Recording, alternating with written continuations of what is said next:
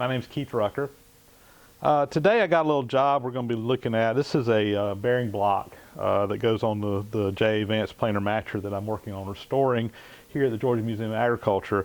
I shot a video yesterday showing my indicator setup and a little attachment I made to hook my indicator up to a Noga indicator base and be able to use a hole attachment. And I showed how I was using this yesterday. And I had a viewer that requested a video to show how I actually set this up. I didn't go through that yesterday, and to be honest with you, I thought that I had already done this. We've been working on this planer matcher for a while, and I'm to a point now where I'm doing the second set of feed rollers that are more or less identical to the first set, and a lot of the videos that I've already shot show a lot of what I'm redoing now, so I haven't been shooting video on all this just because I've already got videos up showing the same content.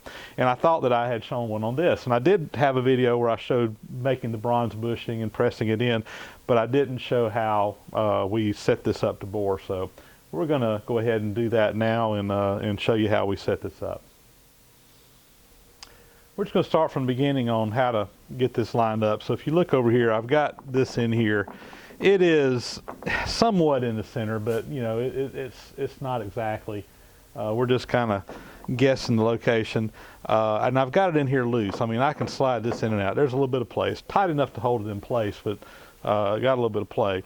So I'm going to do a little shortcut. I've got mounted on my tailstock here a big live center with a large diameter on it, and I'm just going to ease that in there real lightly and tighten it up, snug it up, and that's going to get that fairly center. It's not going to be perfect, but it's going to be close. And with that done, now I'm going to take and just loosely tighten this up on the forge off chuck.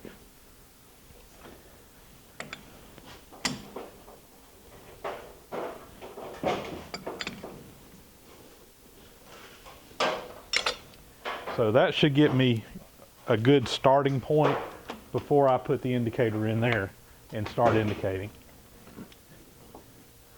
I've got you zoomed in kind of tight on this because I want you to see what we're dealing with. So if you look at this bearing block, this is just a cast iron block. It sits in the machine oriented just like this. This is the top, that's the oil hole where you oil the shaft that goes through here.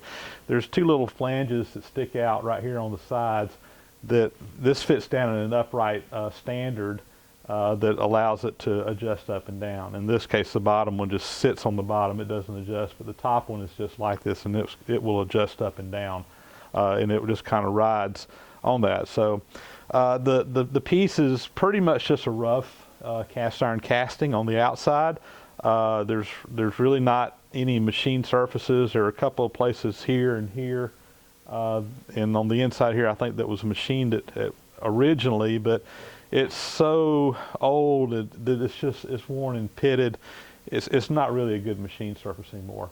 So for all intent and purposes, I don't have any good square or even sometimes straight or flat surfaces to grip on the forge off chuck, which makes it a little bit challenging.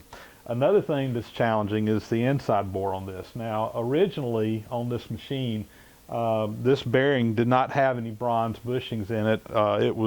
It was just a cast iron bearing that set on a steel shaft that went through, that the feed rollers went through, and the shaft went here. So it was just cast iron on steel, which may sound a little odd, but on a lot of this old machinery, you would see cast iron used as a bearing material on the steel shafts fairly often, actually, particularly on real slow moving parts.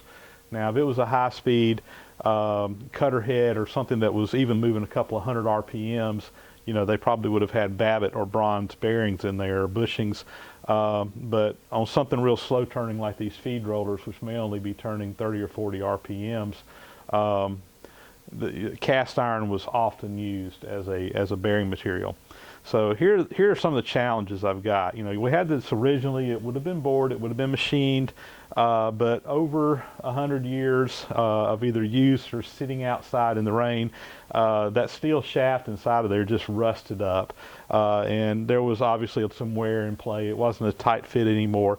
And because of that, the inside surface inside of this bore is really rough. It's scored. In fact, you can probably see on the video right here, you can see some score marks. And this is on, you know, this is the top, this is the oil hose, this is the very bottom. So, you know, as that machine wore, as this wore, it was pressing down on the bottom here as the boards went through. It was putting downward pressure. And because of that, this bore is not round anymore. I did some measuring, and it's anywhere, it's about 20-30 thousandths of wider in the up and down direction it is across here. And I'm surprised it's only that much. I really thought it would be more than that. So the bottom line is that this makes it a pretty difficult job to get this thing lined up in the lathe, because the only thing I really have that was ever machined is the inside bore. I don't have anything on the outside that I can really indicate off of to get this thing set up right. And even on the inside, because it's rough and it's not round, there's a little bit of guesswork. The good news is that this is not really what I would call a high precision job here. I've already done 2 of the other ones, and because of the way this thing is set up, it was designed where it can be, you know, not in a lot of axis, but you got some adjustment in there, left and right, up and down, where you can tighten it up with some set screws and kind of get it set for however that bore actually is in there. So it doesn't have to be perfect. We just need to get a bore in there. It needs to be fairly straight in all axes, and we want to try to get as close to that original bore as possible, but we can adjust this out on the machine once we get over there. So we're going to now get the indicator in here and do our best to get this as close as we can to the way it was original. But again, before some of you guys start making comments, I've got a lot of leeway in this job, so I'm not going to spend a lot of time trying to get this thing just down perfect. This is an antique piece of woodworking equipment, and while there are tolerances involved, obviously, there is a lot of wiggle room in this particular application, so we just need to get it close. Before we get going with this, I want to again just mention how I've got my indicator set up. This is just a standard Starrett dial indicator, but I have mounted on it this hole attachment. This is an accessory offered by Starrett. This particular one is a model 670B/645F hole attachment, and this just clamps onto the barrel of the indicator, and you got this arm that comes out, and this arm here pivots, and you got a little ball on the end here. You can run this up inside of a bore, and it basically allows you to go into a hole and indicate on the inside of that hole. So this is a real nice attachment. I covered this in my video yesterday, but I know that sometimes you may not see all of my videos. You may just pull up this particular one and not have seen the ones I've done before. So I did want to just briefly mention that is an indicator hole attachment. Again, this one is made by Starrett, and there are other companies out there that made them as well. So now I've got my indicator on here, and it's just like it was just right after we took the live center out. And I'm just going to sweep it one time. Let's see, we're going to just get a rough idea of what we're looking at here. So, all right, we'll start there.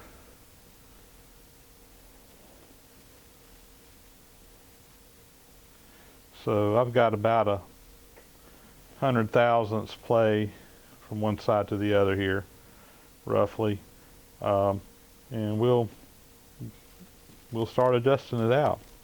So one thing to mention on this setup is with this hole attachment in here, my indicator is kind of running backwards from normal. I do a lot of indicating on the outside of parts, and it's kind of become second nature to me. When I see that dial moving, I know which way I need to move my part. But because this is on the hole attachment, when you the part moves away from me here on this end, the indicator's moving toward me, so it's opposite. It's the exact opposite of normal. So I have to, when I'm using the hole attachment, kind of slow down a little bit, stop and think about what I'm doing, because it just confuses me. I'll just be honest with you. So not anything I can't overcome, but just I have to stop and think about it. So for this, I know that if my dial is moving clockwise, I know that the part I'm moving the part away from me, and that's what I got in my mind right now, what I'm trying to remember. So getting this on the 4-jaw chuck, I treat it as working in 2 axes, an X and a Y, and I treat 2 of my jaws as the X and Y, and I'm manually adjusting it. You can think of it like setting up a part on a milling machine table if you want to, where you have an X and Y axis and you're coming in from this way. So it's really the same thing, but my X and Y axis are, instead of a nice hand wheel, I have to adjust the jaws. I have these numbered. I just wrote on here with a Sharpie pen. I don't know if you can see it on the video or not, but I have it 1, 2, and 3, 4. And the way I think about that is when I adjust an even number, I'm going to adjust the other even number. If I adjust the odd number, I'm going to adjust the odd number. So 1 and 3 go together, and 2 and 4 go together. So I'm on 2 right now. We got that 0. I'm not really worried about any other measurement, except I've got this lined up pretty much straight across the same axis that I'm measuring right here, and I'm just going to sweep this around to number 4, and we'll do that again just so you can kind of see it, see my indicator move. So it's moving away to 100 thousandths, and then it starts back. So I need to, in this case, move this jaw toward me, so I'm going to reset my 0, and we'll go back over here to 2, and you can see I'm about 50 thousandths out. So let me bring this back up. I'm going to just loosen up just a little bit on that one, just a little bit, and come back over here to 2. It adjusted out a little bit, but when I'm doing this, I look on my dial, and right now I'm making very coarse adjustments.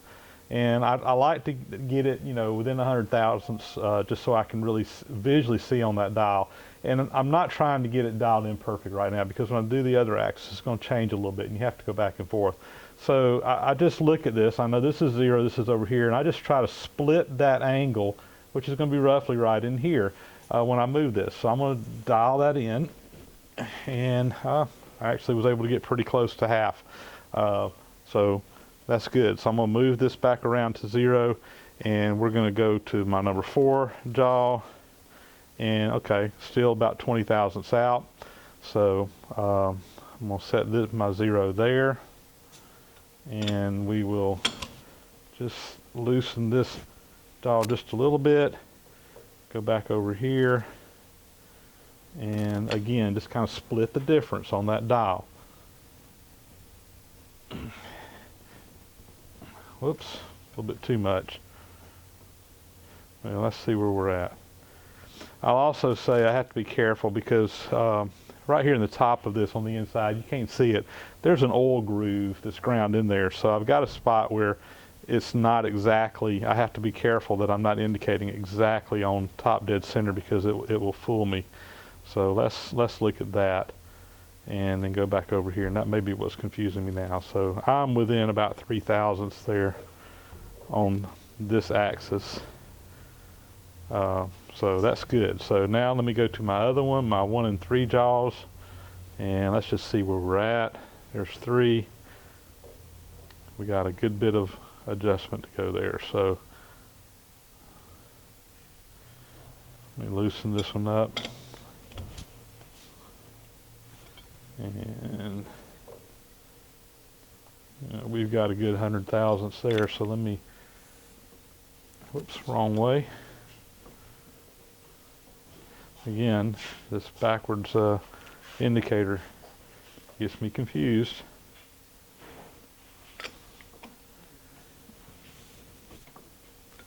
Might have to just think I have that a little bit too tight for me to even adjust it right now.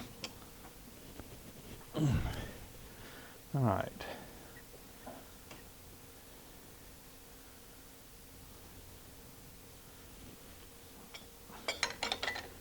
I think I've actually exceeded my travel here, so let me pull that in just a little bit. Okay.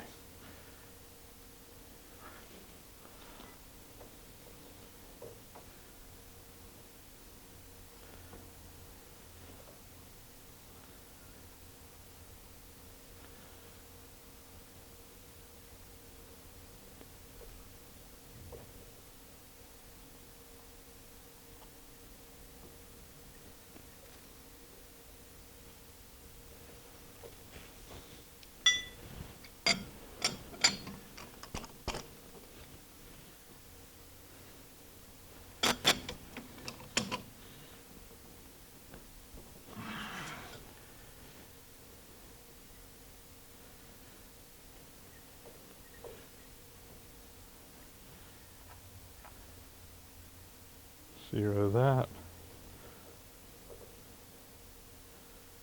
Okay, so we're down to about 45 thousandths. So let me loosen this one just a little bit. Come over here, split that difference.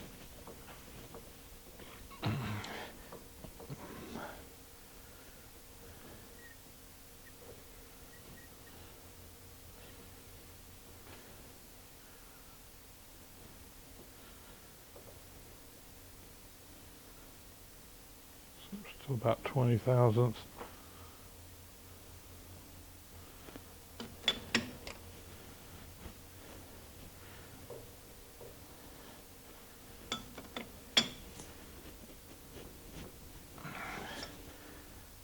All right, that should be getting us close.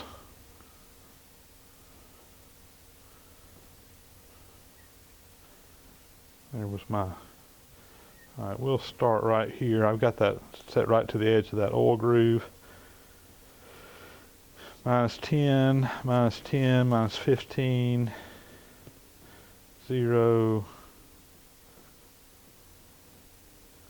All right, so let's look at,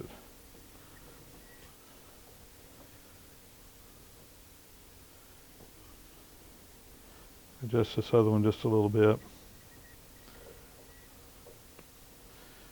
4.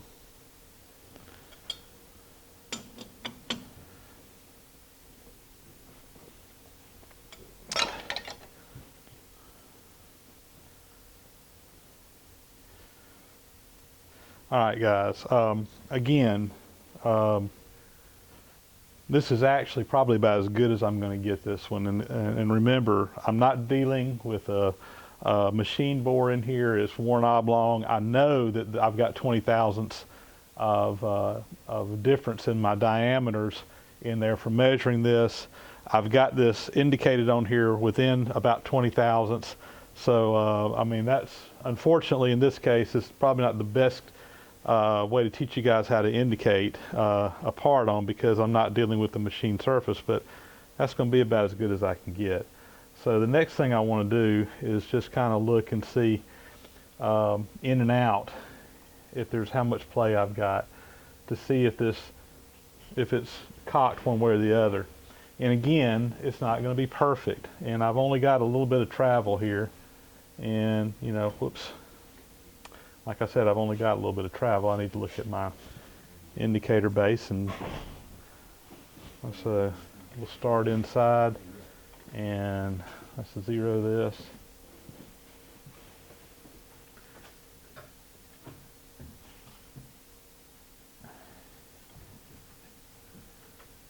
This isn't working too great. Let's say I go to another axis here and just look at it.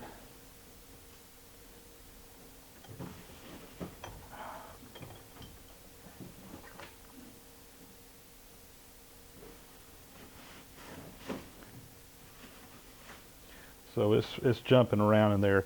I think we're going to be okay. Again, I've got some wiggle room on this. We're going to call this dialed in, and we're going to go ahead and bore it out. Now that we got the part ready to go, we're going to go ahead and bore this out. So I've got my boring bar set up. It's going to be about a 5-inch deep bore, and I've got my boring bar set up probably about 1/8 of an inch deeper than that, or about 1/4 of an inch actually. So we can go down there and I'll know when I get to the bottom, when I get close to my stop here. So let's get going.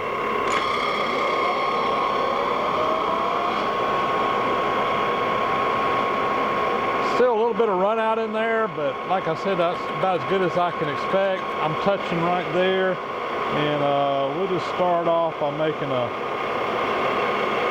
I'm just gonna make a light pass this first pass. We're at about 40 thousandths total cut, 20 thousandths on each side. And that's actually cleaning up pretty good, not totally, but so that looks good.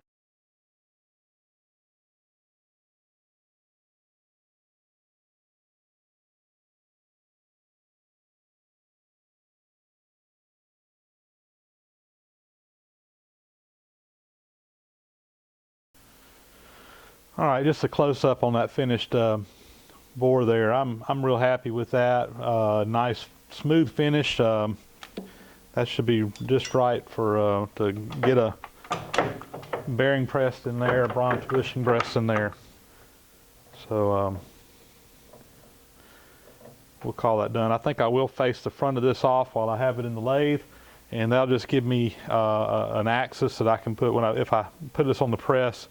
It'll just be sitting flat for when that bearing goes in. So I'll clean that front edge up, just put a light face cut on there, and we're going to call this done.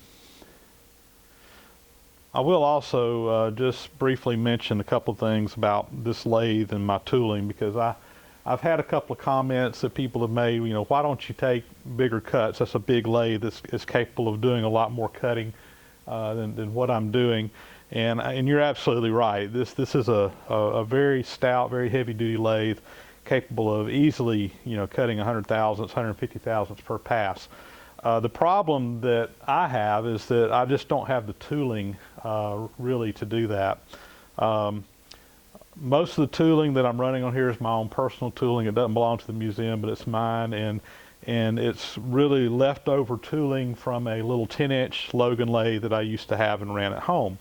And because my tooling was for a smaller lathe, I just don't have a lot of the big stuff for this. So one of my goals is to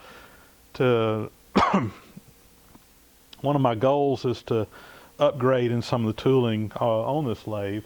But obviously, you know, I'm spending my own personal money to finance this, so it's been a slow go, and I've been just kind of going as long. I will say this tool post holder here, this is a little bit small for this machine. That's actually the size that goes on a 10-inch lathe.